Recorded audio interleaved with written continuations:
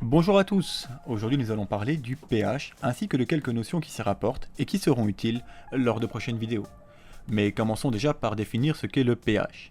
Le pH, pour potentiel hydrogène, est un paramètre qui va déterminer si une solution est acide ou basique. Pour visualiser la chose, utilisons l'échelle des pH. Celle-ci va de 0 à 14.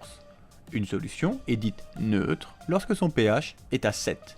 C'est par exemple le cas de l'eau pure. Une solution dont le pH est inférieur à 7 est dite acide.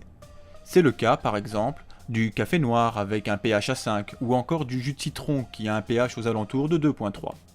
Au contraire, lorsque la solution a un pH supérieur à 7, elle est dite basique ou alcaline, les deux appellations étant correctes. On retrouve par exemple le blanc d'œuf avec un pH aux alentours de 8, ou bien l'eau de Javel avec un pH entre 10.5 et 11.5. En ce qui concerne le corps humain, le pH sanguin est compris entre 7.35 et 7.45. C'est d'ailleurs le rôle de l'homéostasie de maintenir le pH du corps dans cette fourchette. En effet, les cellules vivantes sont extrêmement sensibles aux variations de celui-ci, et c'est donc notamment grâce aux reins et aux poumons, ainsi que par des procédés chimiques, que le corps y parvient. C'est ce qu'on appelle le système tampon. Les tampons s'opposent aux variations brusques du pH en agissant comme des acides lorsque le pH augmente, ou à l'inverse, en agissant comme des bases lorsque le pH diminue. Le fonctionnement des systèmes tampons sera abordé en détail dans une autre vidéo. Le rôle des tampons est essentiel car le sang entre en contact avec toutes les cellules, ce qui signifie qu'une variation de celui-ci peut être dangereux pour l'ensemble du corps. Si le pH sanguin tombe sous la barre des 7.35, on parlera alors d'acidose, alors que si celui-ci passe au-dessus des 7.45, on parlera plutôt d'alcalose. L'acidose et l'alcalose peuvent avoir deux origines chacune, soit métabolique, soit respiratoire. Commençons d'abord par l'acidose métabolique. Elle peut donc avoir pour origine, par exemple, une production excessive d'éléments acides, comme lors de l'ingestion d'une grande quantité d'aspirine, dont la molécule principale est l'acide acétylsalicylique.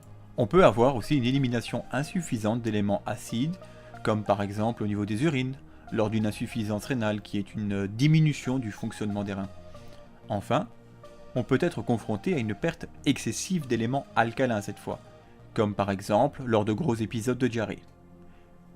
Concernant l'acidose respiratoire, elle apparaît le plus souvent lorsque les poumons sont incapables d'éliminer le dioxyde de carbone ou CO2.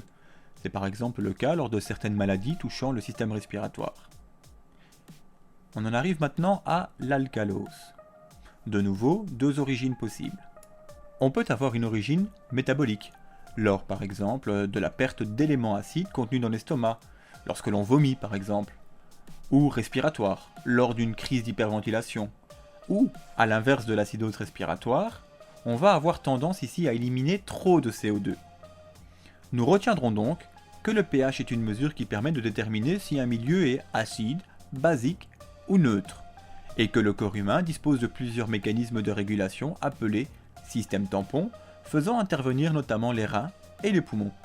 Nous retiendrons également que lorsque ces systèmes sont dépassés, le corps humain peut se retrouver en état d'acidose ou d'alcalose, pouvant elle-même être d'origine respiratoire ou métabolique. Le terme métabolique reprenant toutes les autres causes qui ne sont pas d'origine respiratoire. Voilà, c'est tout pour aujourd'hui. Merci de votre attention pour cette première vidéo d'introduction concernant le pH. Nous explorerons en profondeur les mécanismes décrits ici dans d'autres vidéos. Merci de votre attention et à bientôt.